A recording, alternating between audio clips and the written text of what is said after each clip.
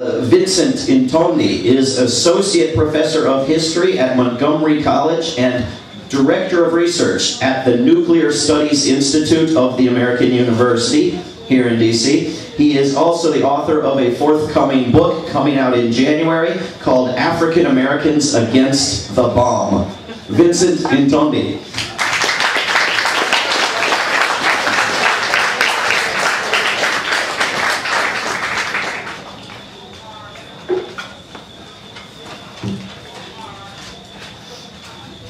Thanks everybody for coming tonight.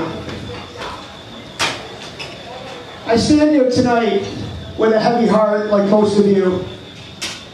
As Andy just mentioned, 69 years ago, at approximately 11:02 a.m., the United States dropped a nuclear weapon on Nagasaki, instantly killing 70,000 people, a number that quickly doubled as a result of radiation.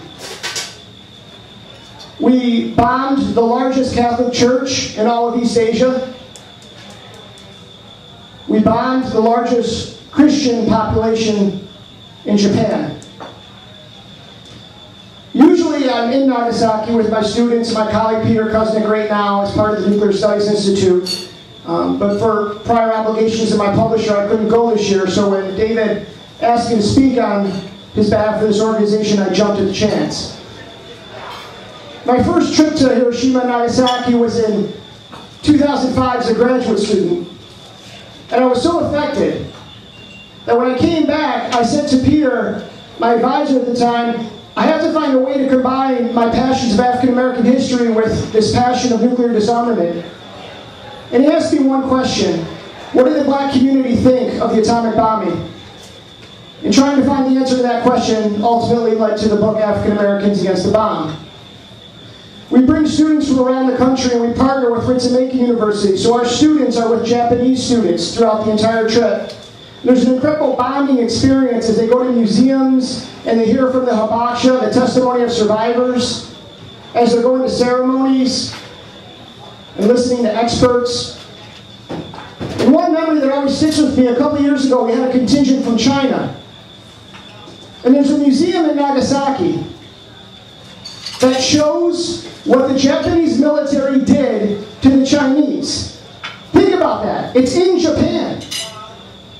And so here are my Chinese students and my Japanese students, both of who's had their history whitewashed, holding hands and walking through this museum, seeing the raping of 80,000 women, seeing beheadings as a result of the Japanese military, and they're sobbing.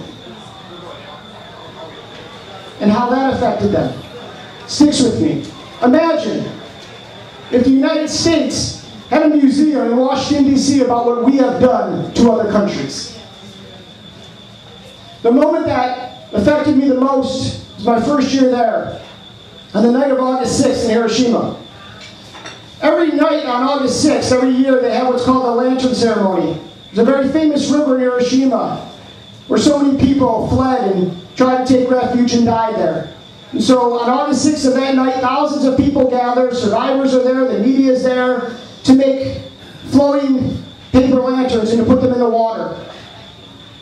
And so there I was with my new Japanese friends as a student.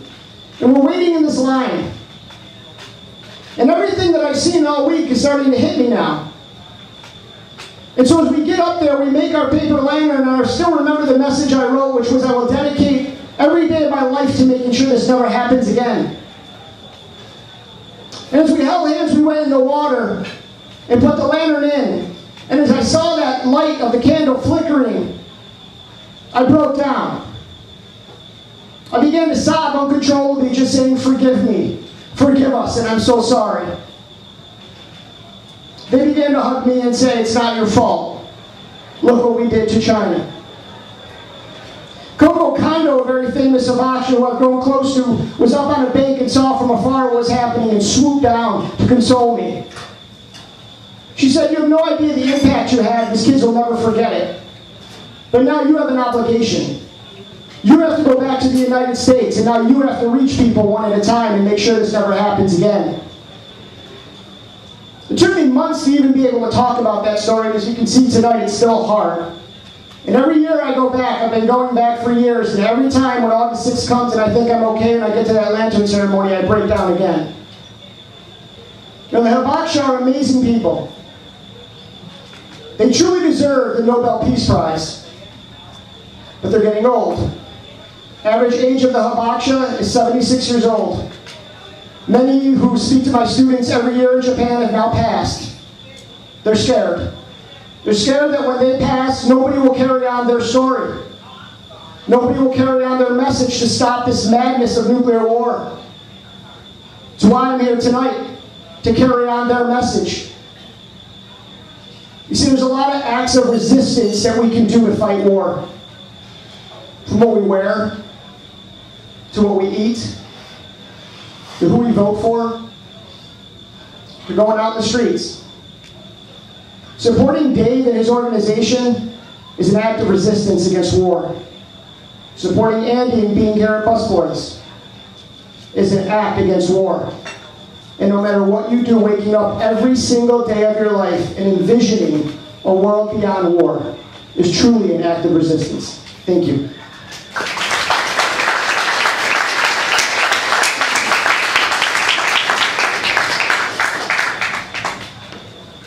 Thank you very much, Vincent. It is quite a contrast, the awareness people in some countries have of the crimes of their countries. It's the same in Germany to a fault. German peace groups won't join in any statement about crimes by Israel because they are so aware of what their nation did and during the world wars and how many victims and how. And Americans have no idea what their government did to the Philippines or Vietnam or Korea or Iraq. Polls of Americans finding that the United States suffered and Iraq benefited from the war that destroyed Iraq. So we need to work on building that kind of awareness, and looking at how other countries do it is very, very useful.